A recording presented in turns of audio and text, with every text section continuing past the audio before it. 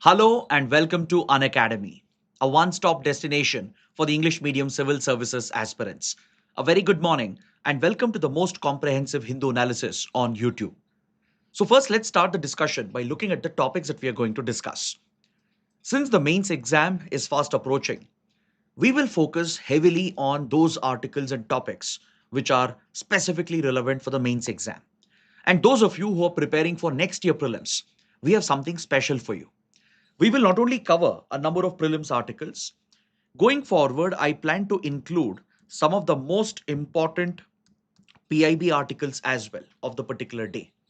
As you have seen in the recent prelims, a number of questions were heavily based on PIB articles, the press releases from the government.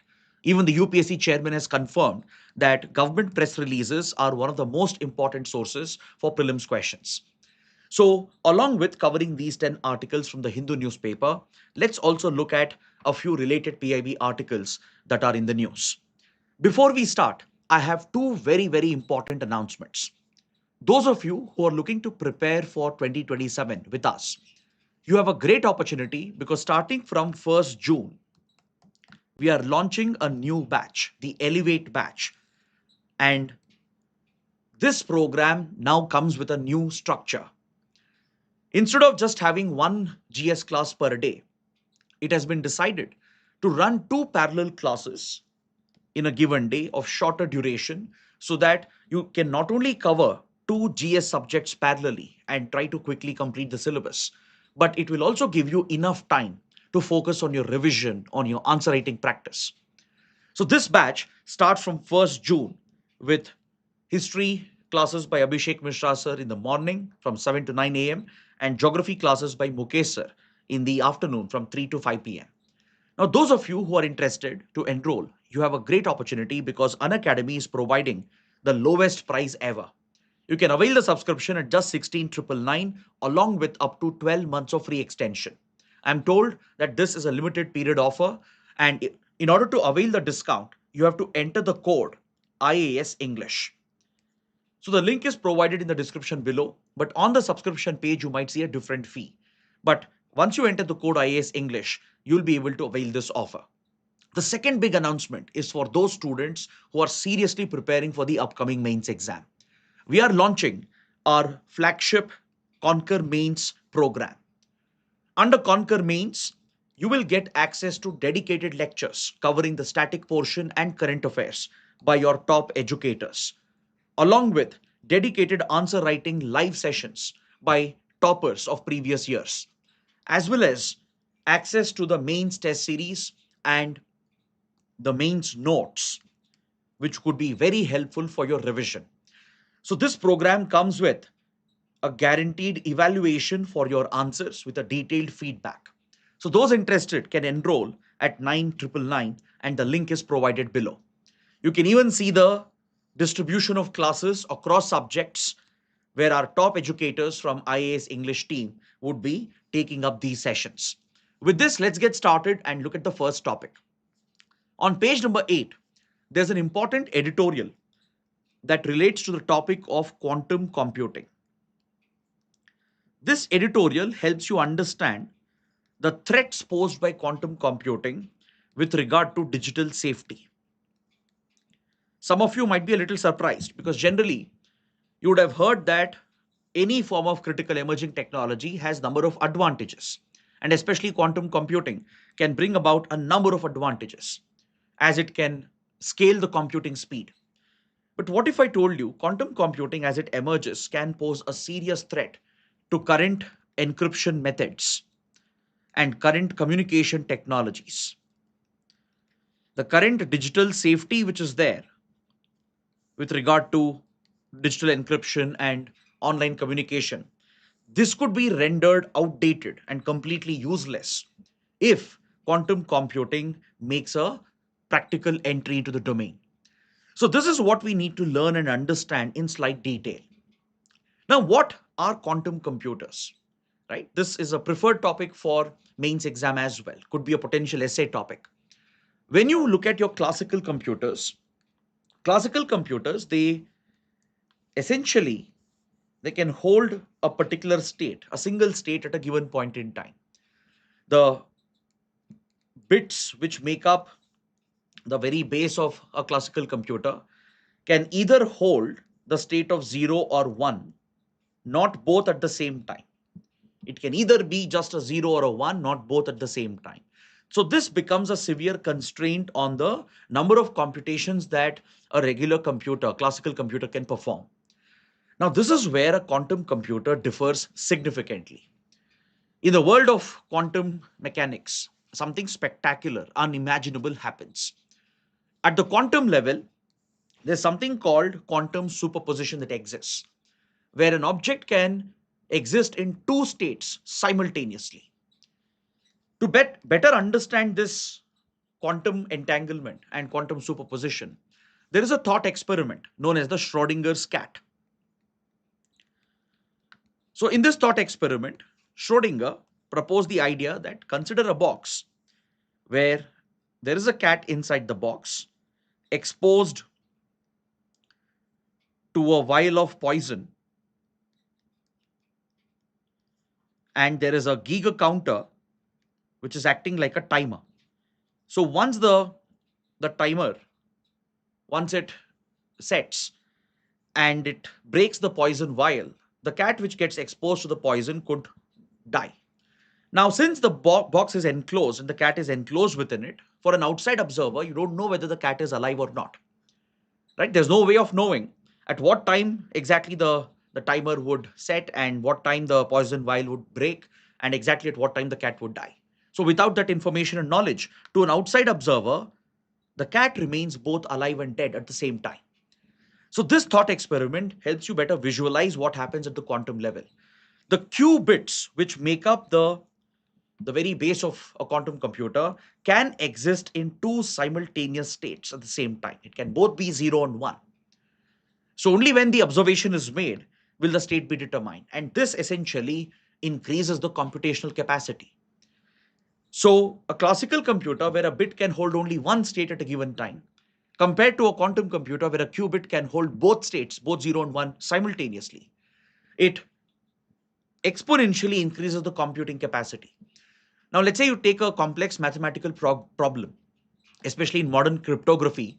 Uh, it's essentially a set of mathematical equations and calculations. Classical computers can't break those mathematical calculations easily. It will take years, decades, even centuries, especially in sophisticated symmetric and asymmetric encryption technology. The mathematical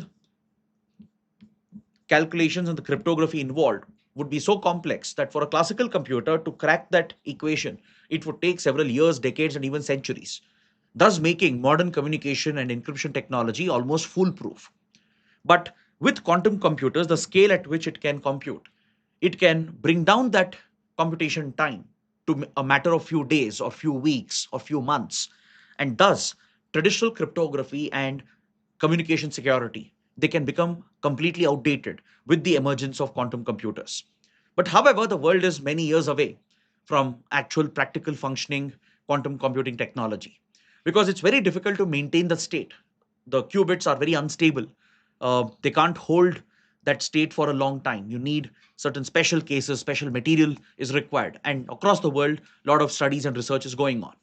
But the point is, researchers predict that sometime in the future, when quantum computing becomes a reality, today's public key cryptography and public key infrastructure could become redundant. They could be completely made useless and outdated. And this threatens digital security, digital safety, and cybersecurity could become unimaginably challenging with quantum computers. So, unless and until cryptography and encryption can also advance, the regular encryption that we have through public key cryptography would be rendered useless with quantum computers.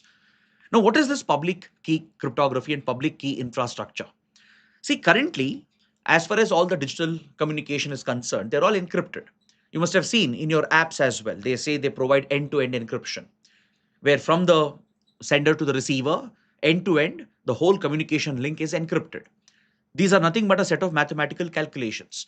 Now, to de encrypt the data or the message which is being sent, you need a key. So, in the current model, there are two distinct sets of keys that are used. There is a public key, which the networks and devices use to communicate, and a private key at the user's end, where the decryption of the message or the data stream takes place. It is this combination of public key and private key which provides for enhanced safety, and it's often referred to as asymmetric encryption as well. So, this infrastructure that maintains our communication links safe and secure and highly encrypted is what we refer to as public key infrastructure. So, be it HTTPS and the global internet traffic, right? They're all secured through public key infrastructure where there are a set of public keys that devices, networks use to communicate, and a private key at the user's end. Only when they match will the de-encryption take place. For the de-encryption to occur at the receiver's end, the private key has to match with the public key, and the private keys are unique. So this has guaranteed the safety of digital communication by and large. But with quantum computers, these calculations can be easily computed in a matter of minutes or days or weeks instead of the years and centuries that classical computers would have taken. And hence, these keys are almost virtually breakable. They can be easily cracked by quantum computers. So, this has created alarm and concern across the global security and scientific community as well. How do we prepare for a post quantum world? So, the government of India is also preparing for the challenge as we pioneer advances in quantum research through the National Quantum Mission that is based on four pillars of quantum computing. Parallelly, we are focusing on enhancing the safety of communication technologies as well. Recently, the Department of Science and Technology had set up a task force to provide recommendations on a post quantum world, what changes to expect, and what measures to be taken to safeguard digital communication. So, based on this, the editorial is arguing that public key infrastructure and public key cryptography, they have to start adapting as soon as possible. Because at some point, it is believed that once quantum computers become practically available, it will render all these encryption technologies useless. So, this dreaded day is referred to as the Q day. What is the Q day? It's a potential day in the future, right? Initially, it was predicted to be somewhere in 2029, but now it has been pushed much ahead by several more years. It is believed that someday in the future, there would be practical quantum computers which can carry out very high speed calculations that can render current public key infrastructure and cryptography completely useless. So, that breaking point, the threshold, is often referred to as Q day. And across the world, companies, governments are trying to prepare for that challenge. So, right now, we have post quantum cryptography, which is already being worked upon. Post quantum cryptography essentially refers to a set of sophisticated software which can actually they can run on classical computers, but they can withstand the impact of quantum computers. Let's say in the future, a threat actor, a cyber hacker, uses a quantum computer to mount an attack, and classical computers can still be protected through post quantum cryptography software. So they run on classical computers offering enhanced encryption and digital safety and security. They can withstand attacks even from quantum computers in the future. So this is currently the priority. As quantum technology advances, post quantum cryptography is also advancing. Now, the big concern and challenge here would be to deal with the legacy systems and hardware and software that we have, especially within the government and particularly in critical infrastructure, be it with regard to power plants and power grids, or with regard to the banking and financial tech infrastructure, or even defense and sensitive government infrastructure. These IT systems would be largely legacy systems. running on outdated hardware and software. So the government will face an incredible challenge to make this transition away from legacy systems and legacy technologies and move towards a post quantum cryptography world. And this would be a very, very costly transition. The government will have to spend sufficiently across ministries, departments, and different branches of the government and work in tandem with the private sector as well to upgrade the technologies, even the old legacy systems and classical computers, to help them withstand the future predicted threat of quantum computing. So, in this regard, India has already considered a plan of setting aside around 5,000 crores. The Department of Science and Technology's task force has recommended that the government start with a budgetary allocation to start migrating some of the legacy systems and shielding some of the existing infrastructure within our critical infrastructure. Then it also requires skilled and trained manpower in quantum technology. Right now, this is a very rare domain. You don't find sufficient experts and professionals in the quantum domain. So, raising a well trained and skilled manpower, a workforce, would be very essential to safeguard your cybersecurity and critical information infrastructure. And also, don't forget, today we already have AI tools that are rendering cybersecurity useless. For example, Anthropic's Mythos, under its cloud LLM, has already shown remarkable, shocking capabilities to detect any vulnerabilities in existing softwares.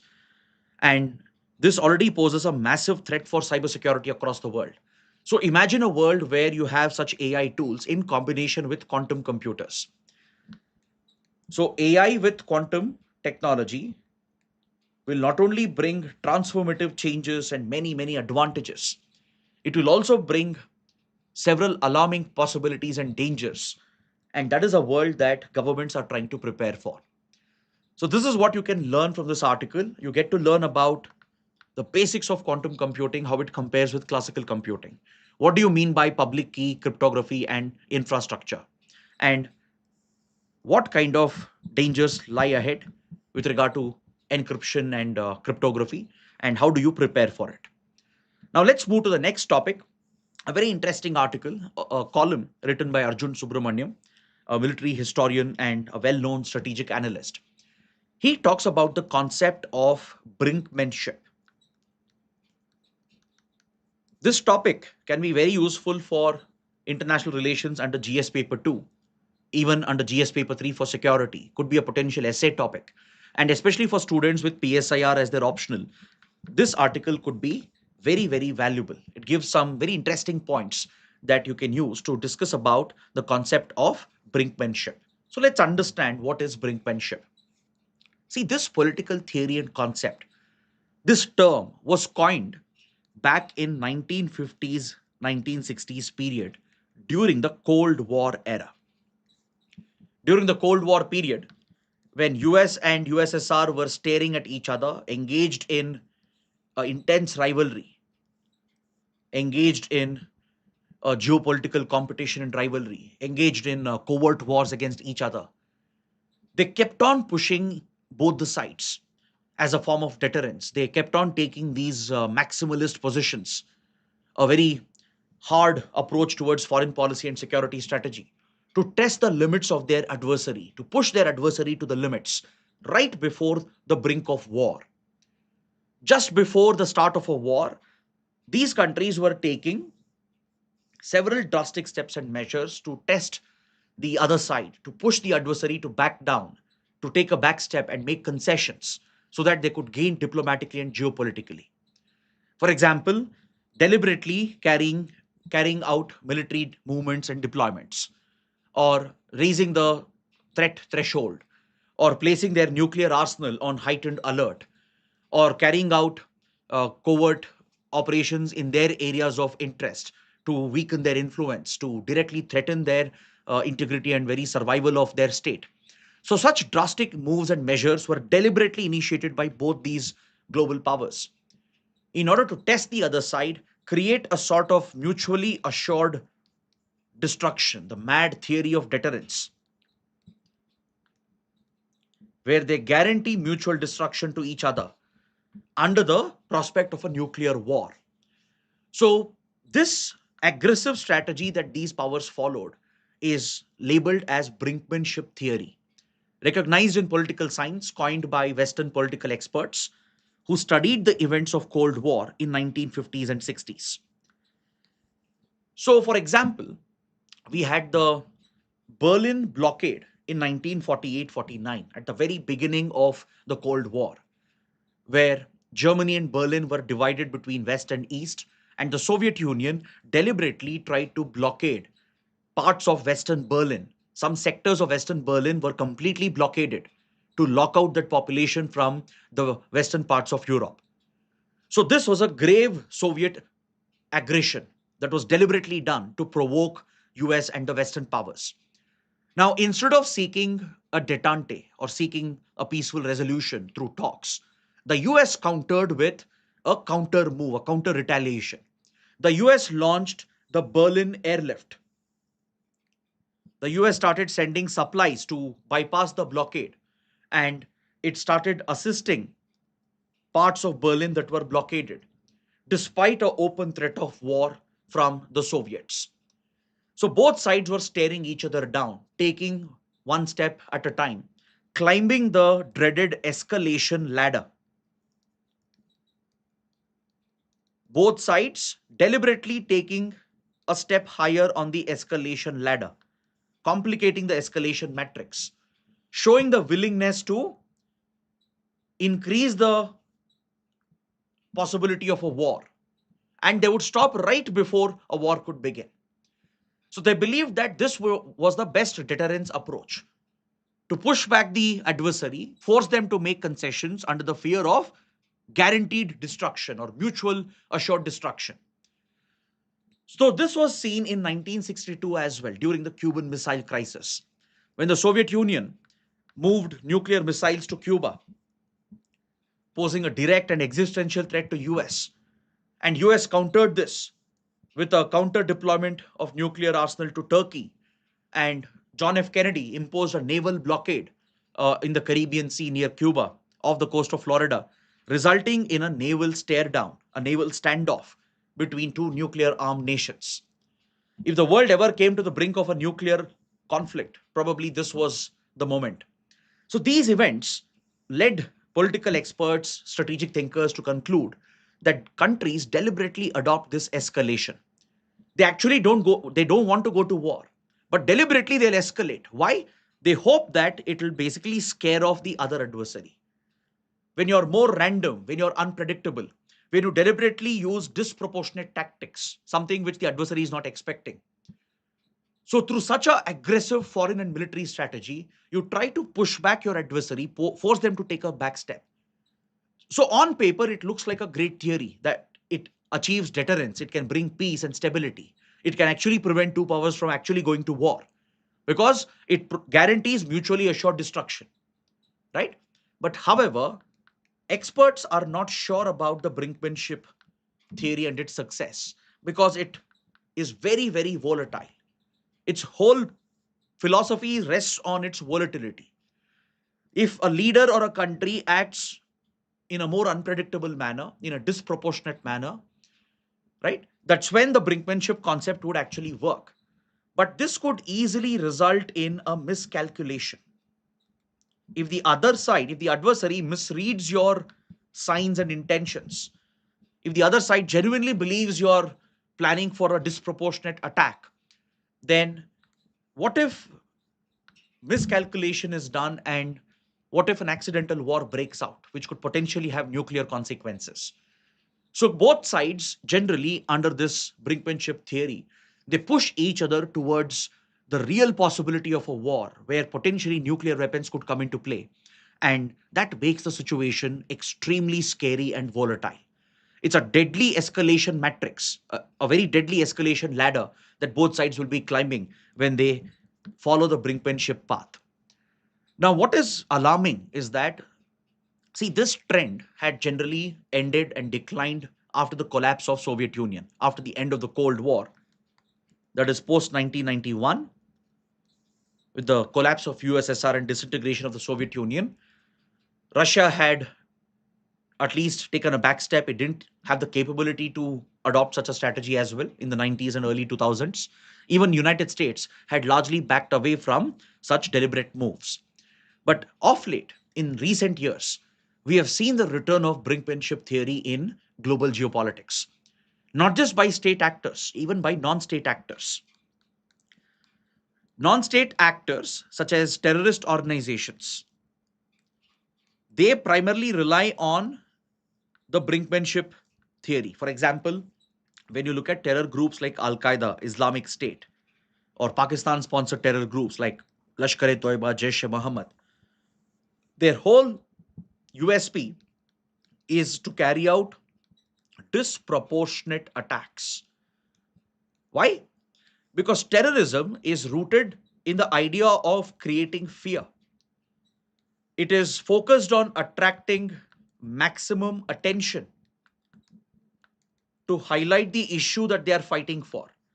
It could be a political or a religious extremist ideology. Whatever cause they are fighting for, terrorists use maximum force and maximum threats, resort to disproportionate attacks to instill fear and grab maximum attention. Now, we see this in the form of proxy brinkmanship as well. For example, what Pakistan does with its terror proxies against India. This is an example of proxy brinkmanship. Pakistani state, its deep state actors like the army and ISI have cultivated these non-state terror groups. They use it to provoke India repeatedly, to erode India's capabilities and sovereignty and integrity. And this sort of creates a leverage for the Pakistani deep state against India. They hope that they can push the other stronger adversary to make concessions. So proxy brinkmanship is seen generally between a weaker power and a much stronger power. A weaker state will employ proxy brinkmanship using proxies to target a stronger adversary, hoping that it will erode the capabilities of the stronger adversary and push them to make concessions. Now, this is exactly what Iran is currently following in the ongoing conflict. Iran has cultivated multiple proxies, be it Hamas, Hezbollah, the Houthis. They've always been part of the proxy brinkmanship strategy of Iran to target Israel and the United States. Now, what's more dangerous is that after the October 7th attack by Hamas, which is an Iran funded proxy extremist organization, Israel, instead of following a slightly moderate path or looking at other ways to deal with the threat, it has engaged in counter brinkmanship. This marks a return of brinkmanship which we had last seen during the heights of Cold War in 1950s and 60s. Especially from 1980s onwards, countries had largely toned down. They mainly prioritized negotiations and talks and a slightly moderate approach. But today we are seeing a very aggressive counteraction from major powers. You see this in the context of Russia Ukraine as well. In the Russia Ukraine conflict, Russia has always used the brinkmanship theory by annexing Crimea, invading the country eventually, capturing significant parts of eastern Ukraine. And now Ukraine is also engaging in counter brinkmanship. Every now and then, Putin, he casually throws the nuclear word around to threaten the West. And this has been a Russian strategy to keep NATO and US away from Eastern Europe and particularly from Ukraine. Now, Ukraine also has escalated through the same brinkmanship strategy. It is resorting to maximalist positions, disproportionate attacks, and very aggressive posture through its covert war, which is essentially escalating the conflict towards dangerous proportions. Now, though it appears to have some sort of balance, it can easily spiral out of control. Miscalculations from both sides can make the situation go out of control. So, following the October 7th attack by Hamas, Israel has engaged in counter brinkmanship, carrying out disproportionate strikes against Iran and its proxies and assets across the region. From directly attacking Iran to targeting and wiping out Hamas in Gaza, almost weakening and decimating Hezbollah in Lebanon, launching attacks across multiple countries in West Asia, Israel has climbed the escalation ladder, something which we had never seen before. Now, with the entry of United States, particularly under Donald Trump, Trump is a very strong believer in the MAD theory, mutually assured destruction, right?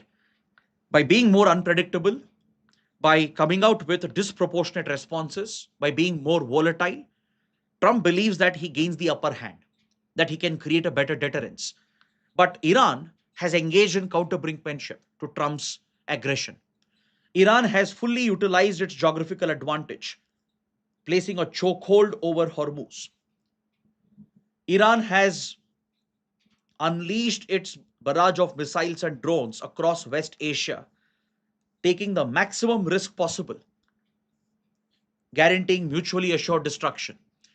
So, this path that the world has returned to, right, it's quite dangerous. It's a reminder of what we had seen during the Cold War era in the 50s, 60s, and 70s. And according to the writer, this makes the world a much more dangerous place. That's the reason why it's important for global institutions like UN to be able to intervene, or for the global community to exercise pressure on these actors to pull them back from the brinkmanship scenario. Right? Basically, they are sitting at the edge of a global catastrophic conflict. They're right at the edge, and they're willing to take that risk, hoping that the other side will back down and the adversary will take a back step. But what if one side miscalculates? What if things go out of hand and actually turns into a massive uncontrollable war? So based on this concept, please take up this practice question and practice your answer writing. Now let's quickly look at the remaining smaller articles in the paper today. On the front page, we have an update regarding the US-Iran war. According to reports, which have been confirmed by the White House as well, US and Iran reportedly have agreed to extend the truce by 60 days,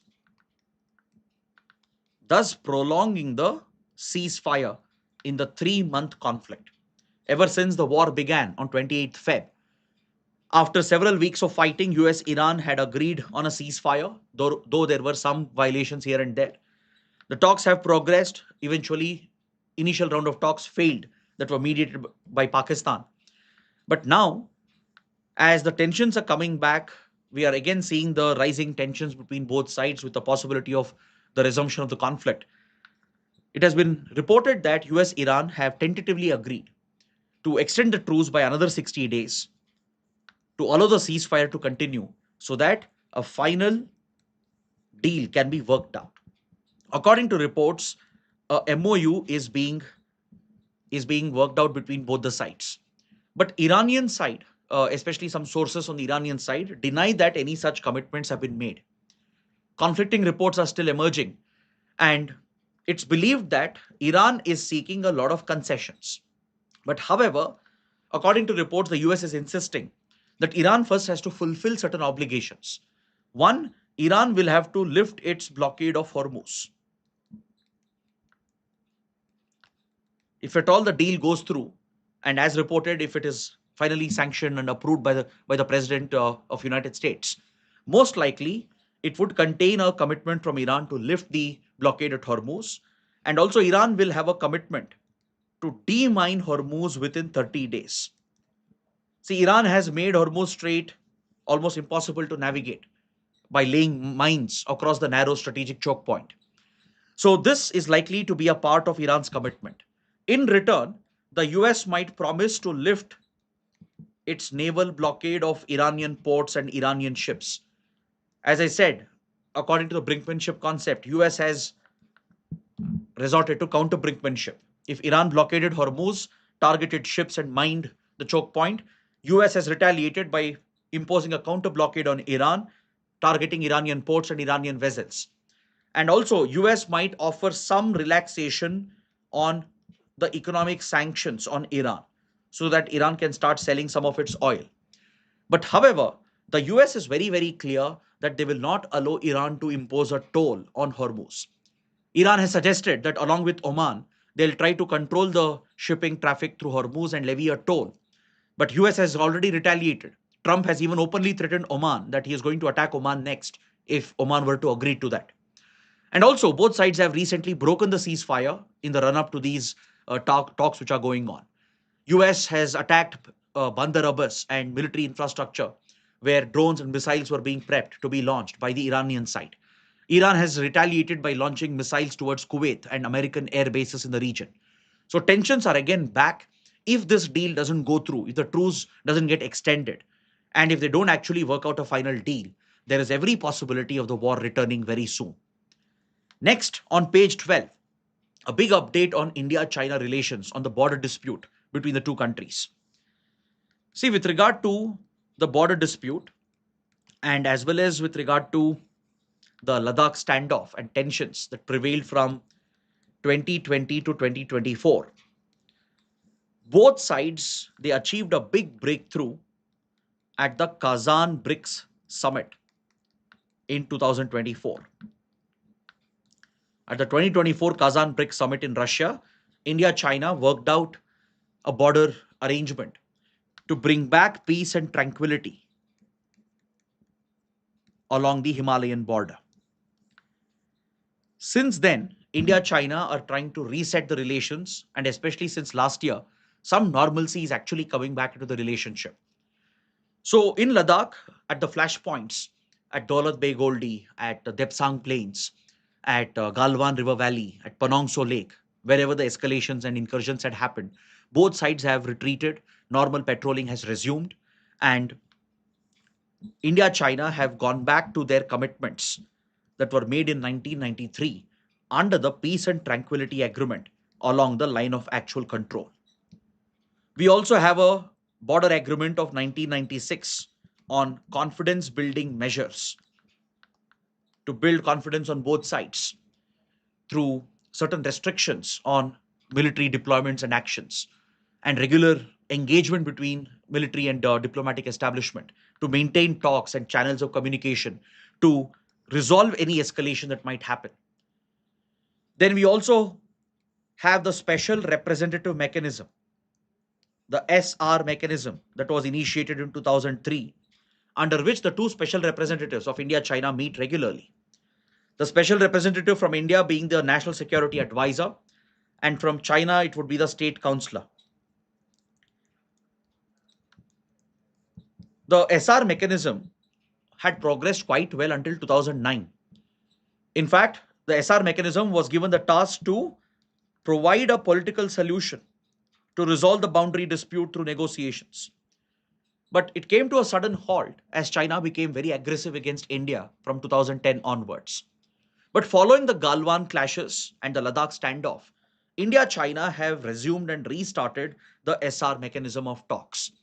After the Kazan summit in BRICS, where the boundary standoff in Ladakh was resolved, the special representative talks have been resumed and the 24th round of talks have taken place.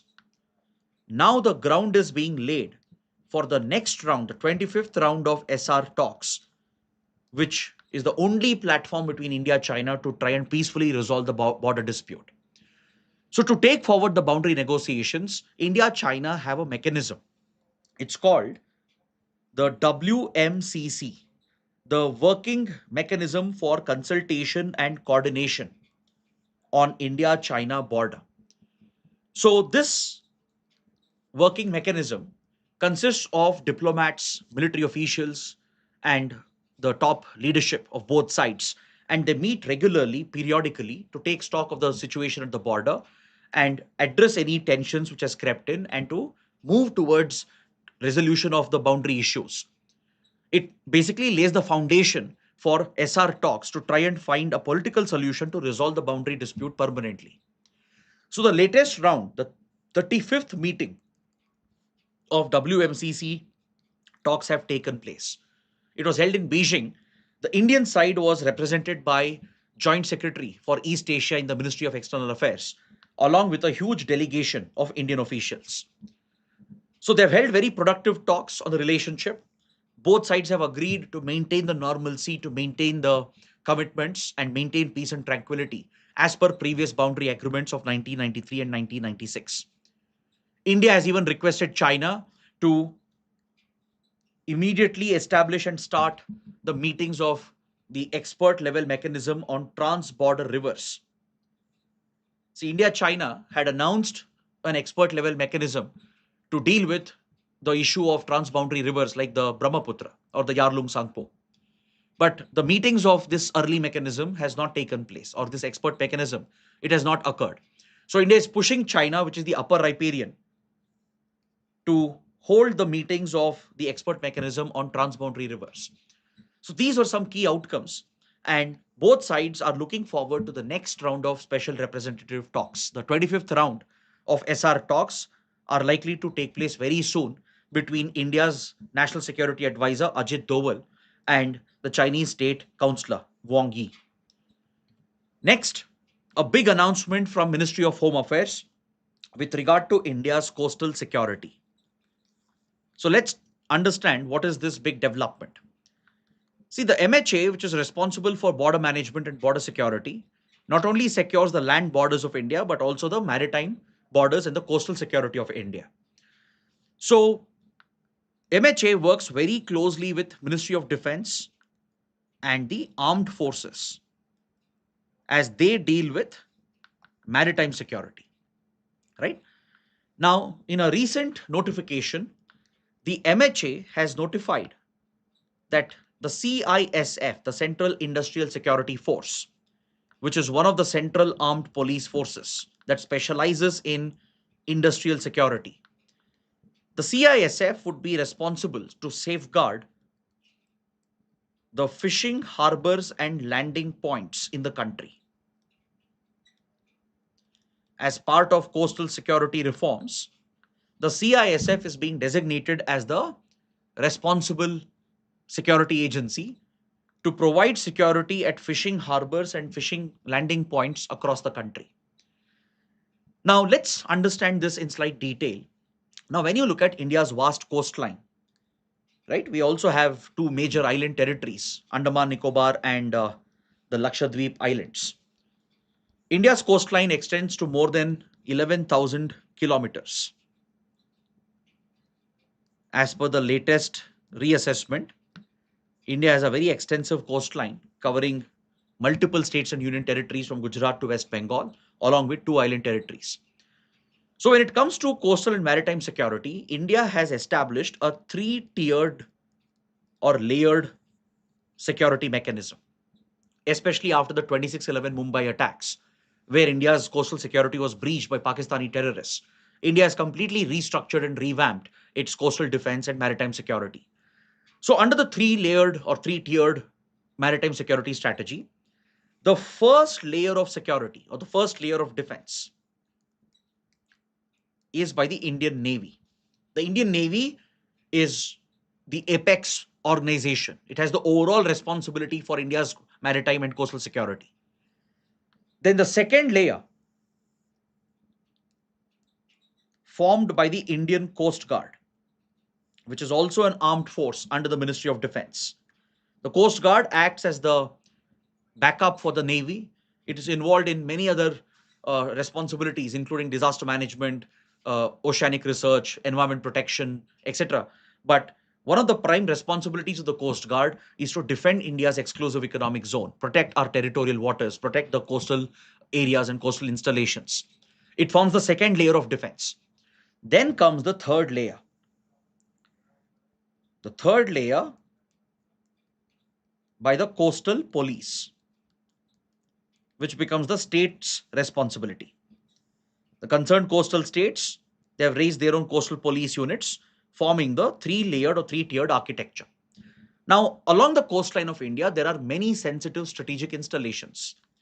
We have major ports and minor ports, which are the economic lifeline of the country.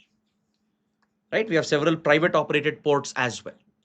Then we have critical facilities like nuclear power plants or nuclear research facilities like Kalpakam fast breeder reactor, Kudankulam nuclear power plant. We also have key facilities of ISRO and DRDO. ISRO's launch site, Sriharikota, is located on the coastline. DRDO's missile test range at APJ Abdul Kalam Island in Balsore district of Odisha is also on the coastline. So safeguarding and protecting these assets is of great national security significance. The Navy has important command centers, key naval bases from Karwar to Vishakhapatnam, which are very critical for India's naval strategies. So that's the reason why strengthening coastal security, especially at critical installations, at industrial facilities and major critical infrastructure, is very, very important. So the MHA had recently designated the CISF to safeguard several seaports in India, more than 250 plus seaports, including private seaports, will be safeguarded by the CISF. CISF is a specialist force that specializes in industrial security to protect critical infrastructure. I'm sure you must have seen CISF deployed at airports or at metro stations, even at power plants, dams, and any other critical facility, right? Even at critical mines, like uranium mines, important facilities of ISRO, DRDO, Department of Atomic Energy, they're all secured by the CISF. So, CISF, which specializes in safeguarding critical infrastructure, has been recently given the responsibility to protect seaports and private seaports as well, and also to train private security agencies to handle port security. So, for this reason, the port truce, which is under the central government and the concerned state governments, they are working together. Because these state governments have a set of ports under their operation, right? They maintain and operate and control them. Then center through port trust has several ports under its control. So they will work together to safeguard the port infrastructure of the country. They'll work with the private sector as well. And CISF will be the nodal security agency to safeguard the port and the private port facilities of India. Along with that, along with this, now the MHA is bringing fishing harbors and the fish landing points that are spread across the country. Even they are being brought under the security coverage of CISF. See, India has 1,500 plus such fishing harbors and landing points. So they are being brought under CISF's watch. It will work closely with Coast Guard, Coastal Police, and the Navy and the local authorities, and it will also engage the local community. CISF, maybe practically it can't be deployed at every fishing harbor and fish landing point because we have too many. But wherever possible, and especially the critical ones, CISF would be positioned. And in other places, it will train local community, it will train coastal police, it will work with local authorities, even with private security providers, to provide this last layer of coastal security and defense.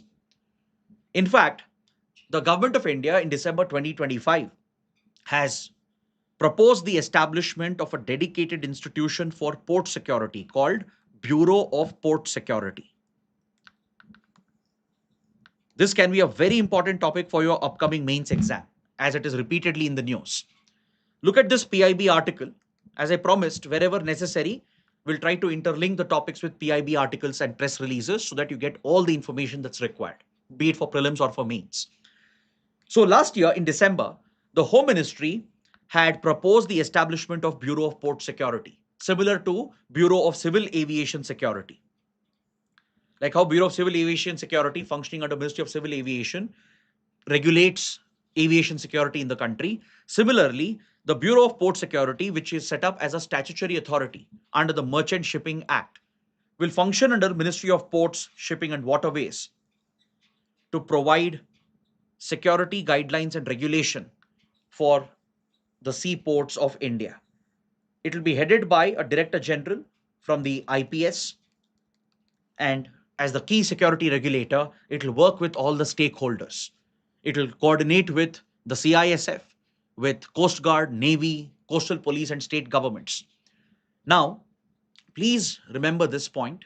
the CISF today has been given an expanded mandate. It plays a key role in coastal security of India as well. Now let's move towards the prelim section and let's quickly wrap up the session for today. On page 6, there's an article referring to the Banni grasslands in the Kachchh region of Gujarat. I'm sure you must be familiar with the great run of Kachchh, known for its arid, semi arid region and wetlands and marshy areas, which has a very unique vegetation and ecosystem and wildlife. It also has some unique communities present over here. So recently, in the famous Banni grasslands, the NTPC, the National Thermal Power Corporation, has proposed a renewable energy project. A solar project has been proposed and it is coming up. So this article is carrying out an environment and social impact assessment of the proposed solar project. How such large public projects can affect local ecosystem, the environment and biodiversity, and the local communities as well. That is what we will try to learn. Through this article, you will learn about a very important wetland which is in the news. You will learn about the topography and the vegetation of the Kachchh area, particularly the Banni grasslands. The Banni grasslands in Kachchh is considered to be Asia's largest such grassland. And what's unique about this is that it has emerged from the sea. There is a certain maritime character to it. Because of the tectonic activities, it has emerged essentially from the sea floor, and you can find those evidences present even today, including in fossil evidences. Now, the vegetation here is quite sparse, right? The region will be heavily dependent on rainfall alone, and it doesn't get much rainfall. It's a very arid, semi-arid region, and that's why you find halophytic salt-tolerant plants, including some patches of mangroves, which are scattered. You do find shrublands, some trees here and there, but it's a rainfall deficient region dependent heavily on rainfall for water. And there are marshy areas, wetlands that the Kachchh region is famous for, right? And the ecosystem here is a very unique blend of grasslands, open plains, and the wetland ecosystem that you get to see. So in some of the mangrove patches, you find a unique camel, which UPSC has already asked a question upon, the Karai camel, which has a lot of local economic and cultural significance as well. There are other important species, including the bunny buffalo, the Indian wild ass, and few endangered species as well, and threatened species. Now, can you find out which threatened species can be found in Banni grasslands and in the Kachchh region? Please find this out. Now, socially, culturally, the area is very significant because it is home to a unique semi-nomadic pastoralist community known as the Maldharis. The Maldharis are essentially silvipastoralists. They take care of the local forest and tree cover and the mangrove cover. They rear cattle, sheep, goat, and camels, including the Karai camels, which is their economic lifeline. And this community is worried. They're extremely concerned about the proposed solar project, right? Because it's just around 500 meters from the important wetland, which is a Ramsar site that's located over here. So the people of this region are alarmed by the project, by the environmental and social impact, how it could uproot the livelihoods and displace these nomadic pastoralist communities. Now, please note down this important wetland conservation area, the Chhari Dhand Wetland Conservation Reserve Area. This protected area was recently designated as a Ramsar site in 2026, in January, February 2026. You can see this is where the Chhari Dhand wetland is located. Today, it's a wetland of international importance as recognized under the Ramsar Convention. Moving on page 9, the Hindu carries this spectacular image of a lightning. Now, this article or this image actually helps you understand lightning as a disaster. Lightning is one of the most serious, dangerous hazards, a natural hazard, because of increasing frequency and intensity of extreme weather events driven by global warming and climate change. We are witnessing more and more violent rainfall related events like thunderstorms, hailstorms, and lightning is also one of the byproducts. Lightning strikes kill several people in India on a regular basis. India is one of the most lightning prone countries And what is shocking is that from 1975 to 2004, more than 1 lakh people have been killed by lightning strikes. That's why the National Disaster Management Authority officially recognizes lightning as a natural hazard, which is notified under the National Disaster Management Policy and Plan. NDMA has even brought out a set of guidelines to deal with lightning related disasters. It even provides for early warning through IMD. The India Meteorological Department issues such extreme weather alerts, including lightning alerts. And there are certain preparedness and planning measures which are put in place to install lightning conductors in open areas, to ensure that local people in areas which are more prone to lightning, they have the awareness and training how to avoid lightning prone areas during a thunderstorm, right? How to seek safe refuge. So these measures are put in place as part of our disaster management response. Recently, there was a tragic incident in Karnataka. A former IT engineer, right? He had returned to his native in Kodugu, in Madikeri, giving up his corporate job to go and start farming. But unfortunately, a lightning struck the individual and he has lost his life. So many such deaths occur in the country. On an average, easily 100 plus deaths are reported in the country, minimum of 100 plus deaths. So between this period, 1 lakh plus lightning linked disaster deaths have been reported in India. Next, in a big scientific breakthrough, India's Chandrayaan 2 mission has possibly found the evidence of subsurface ice to be present in the lunar south pole. As you remember, India's Chandrayaan 2 mission launched 6 years ago, right? It was mainly designed to focus on the least explored part of the lunar surface, which is the south pole of the moon, which is a permanently shadowed region. Now, here there are certain craters in the lunar south pole which are double shadowed. UPSC might ask you, what are double shadowed lunar craters?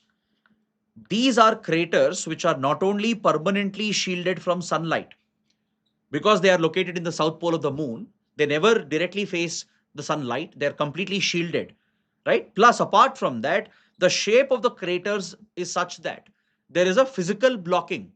No amount of sunlight reaches these craters. That's why they are called double shadowed craters. Not just because of the location where they are present on the lunar south pole, but also because of the shape of the craters. They don't receive any kind of sunlight, not for months and years, but for millions of geological years.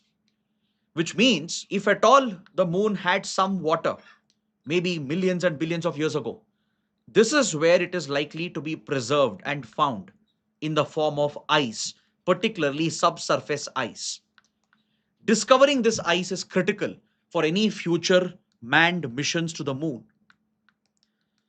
As most countries are entering the lunar race, planning manned missions in the future with hopes of setting up a manned human base, water supply is something which is very critical. So the Chandrayaan 2 mission, which carried a synthetic aperture radar,